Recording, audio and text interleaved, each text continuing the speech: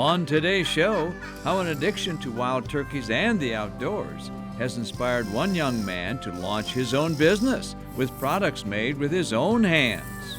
You stay right there, And next, we call her the shoe lady, or better, the boot lady perhaps.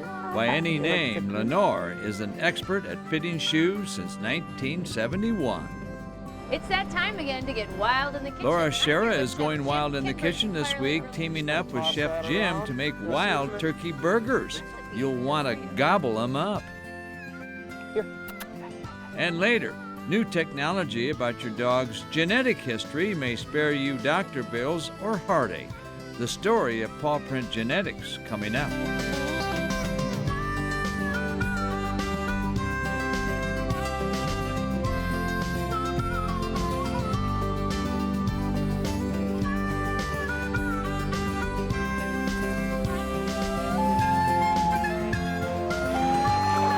Minnesota Bound.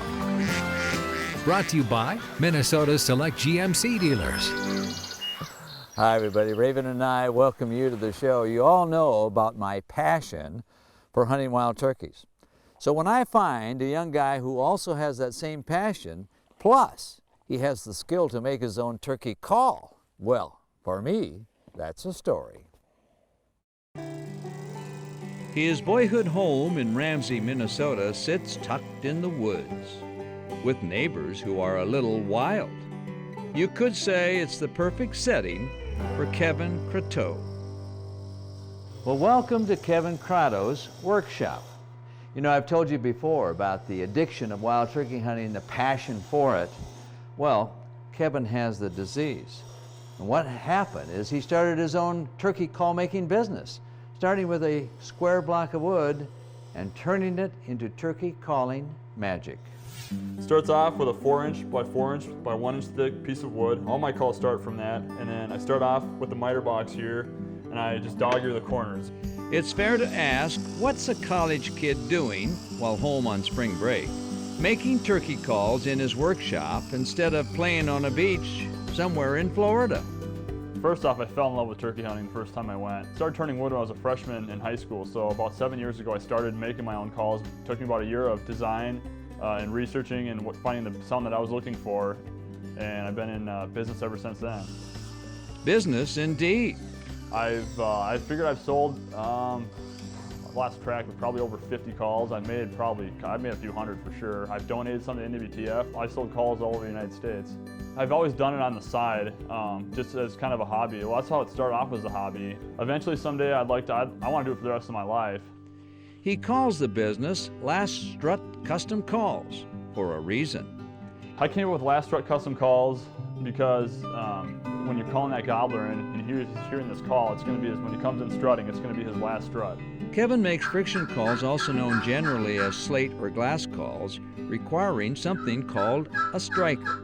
The main sound that you use during the springtime and even during the fall time is just the yelp of a hen, and it sounds just like this. You're hoping for a response. A lot of times if you just use a plain yelp, like that, they'll hear that, but a lot of times they won't gobble. Sometimes what I've had is if you throw some excited cutting in there, just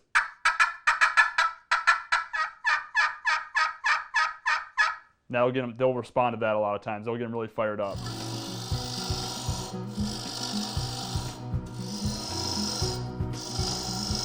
It's really rewarding when you go out in the woods with something that you made and you kill a bird using a call that you made. That's the best feeling in the world. After more chiseling, then sanding. And I sand till all my gouge marks or chisel marks are outside of the calling. Do you ever get a oops?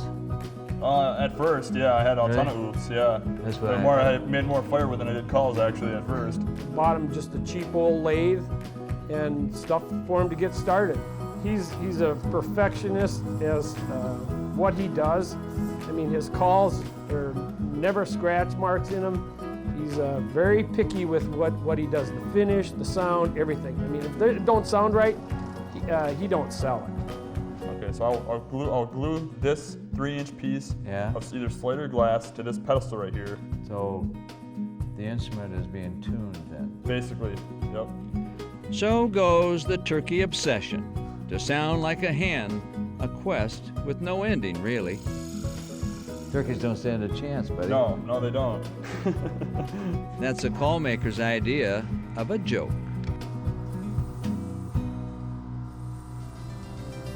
It's an old singer, but it sure works. When we return, you'll meet Lenore. We call her the Shoe Lady, and as you'll discover, the name fits. Minnesota Bound, brought to you by Minnesota Select GMC Dealers, Connecticut, Radco Truck Accessories, and by Starkey Hearing Technologies.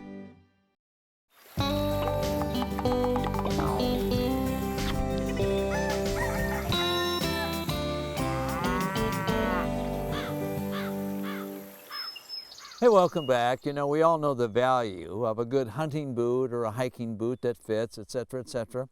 But we have found a sales lady who has discovered long ago you're never too old to sell a boot.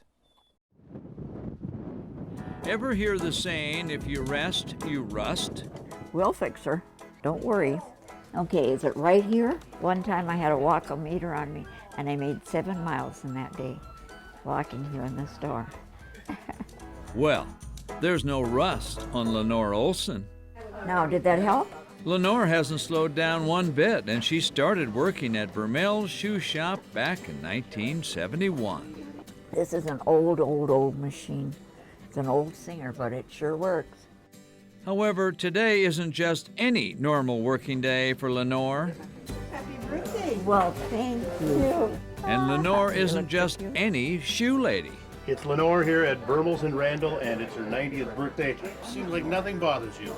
Well, after you've done it for such a long time, well, you better get used to it. For sure, Lenore is known as the shoe lady of Vermel's Shoes in Randall, Minnesota, and today is her 90th birthday party.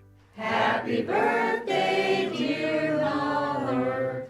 Happy birthday to you. She's worked at Vermel's here for 43 years, and all of us kids got together and said, you know, Mom, what do you want to do for your birthday? And she said, I want to celebrate it at Vermel's.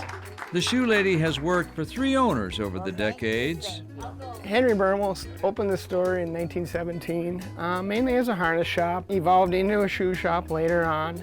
Lenore was here 3 years before my parents, and as I emptied garbages here, Lenore would give me chores to do and show me how to do things around the shop. Kept me going. Got my start with her. What do you like about selling shoes? The people. You found what you need? The people, they need help. Their feet hurt. They need shoes. They need comfort. Yes. And that's why I'm here. That's my job. Help you with anything, or you're... I'll be okay. You know, no matter where we go, we run into somebody that's known my mom or had met my mom because she sells shoes. She's known as a shoe lady, and she loves to fit people with boots to get out there in the woods and the good outdoors, and she loves it. Just loves Thank it. you for coming. Well, we wouldn't have missed this for the world because she is an extraordinarily special person to us as Ed Red Wing. Now what's going to happen? Well, Lenore, we at the Red Wing Shoe Company want to thank you for all the years of your service. Well, you're and welcome. we have a plaque for you, Oh my which gosh. we had specially made up, and it has signatures of all the people. Oh my goodness. And for 43 years of excellent service, good fitting, and great opportunities for you and for Red Wing. Thank you so much for your service to us. Oh, you're welcome, but that was my job, and it's wonderful. Thank you. You bet. Ah! She isn't afraid to give advice. You're going to squeeze. Okay. Now you're going to squeeze it all along the stitchings and up in through there. She tells all the husbands who buys boots to be good to their wives. You can do it again. She's always been a spitfire. She can get by with selling techniques that the rest of us can't. You stay right there, because I need you. Take it off. Take it off? Yeah, please. Both of them hurt? Don't be afraid. Squeeze. Give it all you got. A few years ago, Lenore's wisdom caught the attention of the local radio station in Brainerd, Minnesota. Do your feet hurt? Well, let's do something about it. I called them Lenore-isms. That makes for happy feet. Soon, Lenore was the voice behind all the commercials for Burmell's shoes. The smartest thing you'll ever buy is comfortable shoes. You know Lenore, she's your mother or she's your grandmother. I mean, you can just hear that in her voice on the radio, that everybody, whether you've ever met her or not, you've got a Lenore in your history, and you'll fall in love with her immediately. That's Lenore, a perfect fit. See you at Burmell's. I'll season it. Still ahead, we're heading to the kitchen with Laura Shera and Chef Jim for Wild Turkey Burgers. Get ready to gobble them up. Melt the cheese, we'll throw that on there. Closed captioning is brought to you by the Yard, premier manufacturers of maintenance-free outdoor patio furniture and accessories from recycled plastic.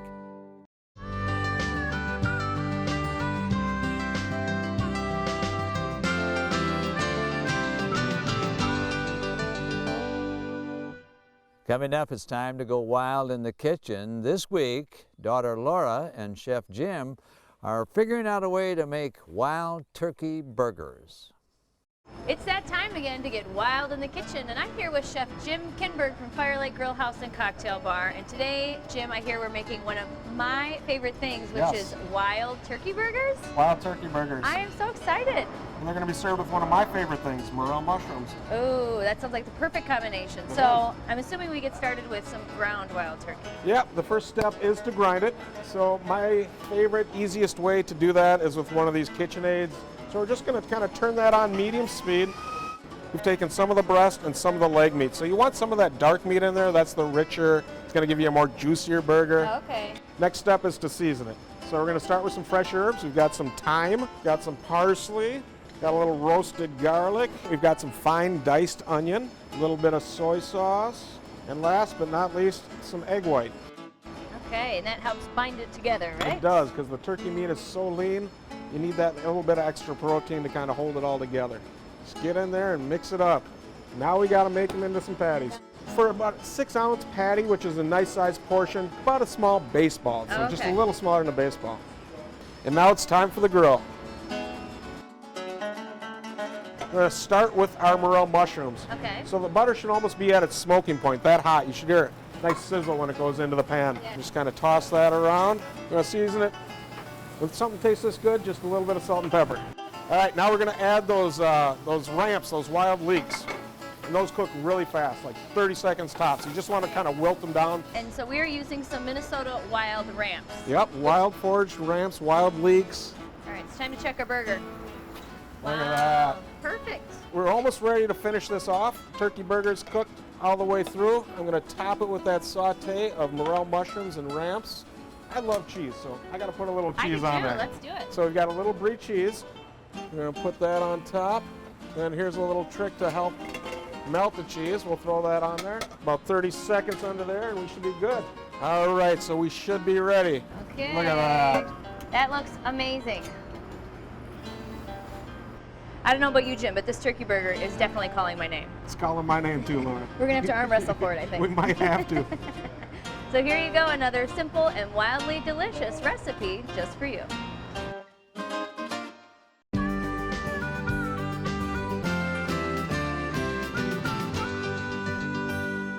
Hi, I'm Rob Drieslein, Managing Editor of the Outdoor News Publications. Every year since the early 1980s, the U.S. Congress has stolen hundreds of millions of dollars from you, me, and our American outdoor heritage. Got your attention? Let's talk about the Land and Water Conservation Fund, a great idea that President John F. Kennedy first proposed, then a bipartisan group of congressmen passed in 1964. It takes a portion of the dollars from offshore oil and gas leases and reinvests them in conservation. In other words, companies using public resources must pay a small portion of their profits back to the American people. These dollars enter the Land and Water Conservation Fund, which uses the money for state and local government grants for recreational access and to protect wild places for all citizens. Money from the fund has created urban youth baseball diamonds, expanded national wildlife refuges and forests, and improved national parks and monuments across all 50 states. The Land and Water Conservation Fund marks its 50th year in 2014, but without renewal next year, it'll go away. More bad news is, especially since the early 1980s, Congress has raided the fund. It's supposed to get $900 million each year, but it bottomed out in the mid-2000s as low as $40 million each year. Folks, that's Congress simply taking money from the environment and using it for other pet projects with bigger teams of lobbyists. It's got to stop. The good news is that President Obama's 2015 budget recommends full funding for the Land and Water Conservation Fund, but now Congress needs to fulfill its end of the bargain. Contact your U.S. congressional rep, as well as Senators Klobuchar and Franken, and let them know you support full funding and reauthorization of the Land and Water Conservation Fund for our public lands, fish and wildlife habitat, and for the future of American outdoor recreation. Outdoor News will keep readers updated on the status of this issue as 2014 unfolds, so please check out our print edition or read us online at outdoornews.com. I'm Rob Drieslein. Coming up, what you need to know about your dog's genetic history. It may help you avoid heartache or health problems. Minnesota Bound is brought to you by Jesse Treble Foundation Systems and Safe Basements Waterproofing, Grand Rapids Tourism, and by the Minnesota Agricultural Water Resources Coalition.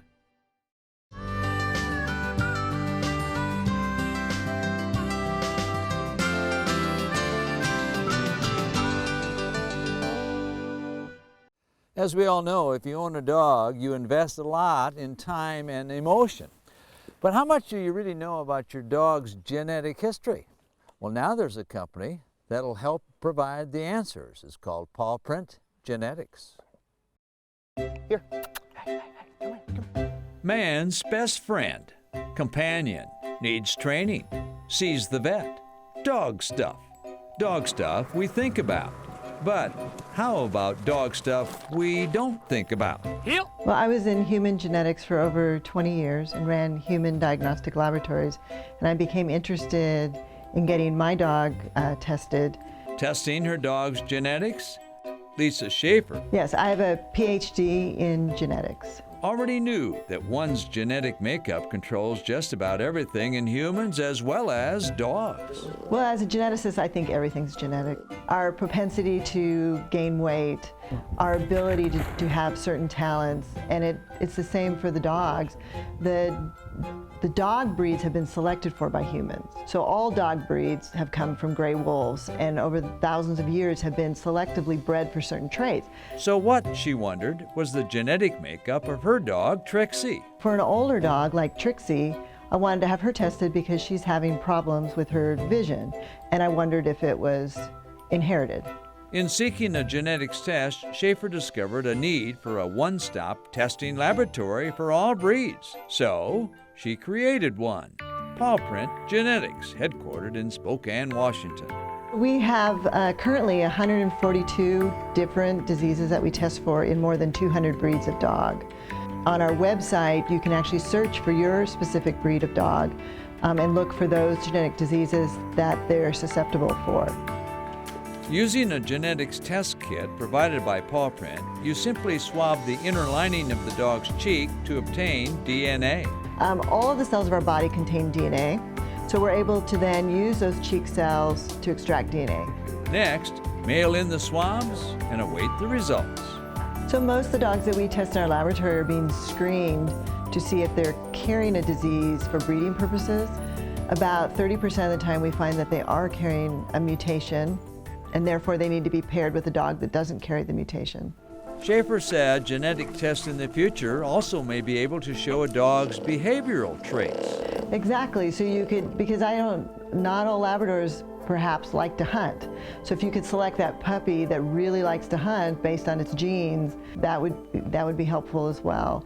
But I really think that because we know the canine genome now, we know all the DNA and the genes that make up those dogs, someday we'll be able to test for behavioral traits. And what about cats? Cats have genes. So I'm often asked about cats and why don't we test for our feline friends. And frankly, I don't know how you do a cheek swab on a cat. I must say it's sort of peace of mind to know the genetic history of your dog. So that about does it for us. Remember, introduce a kid to the great outdoors. I'm Ron Sherrill, and of course, always the star of the show, who also has a very nice genetic history, is Raven. Yeah, that's good. Transportation provided by Premier Transportation. Call 1-800-899-7433. For more information on these stories and more, catch us on the web at mnbound.com.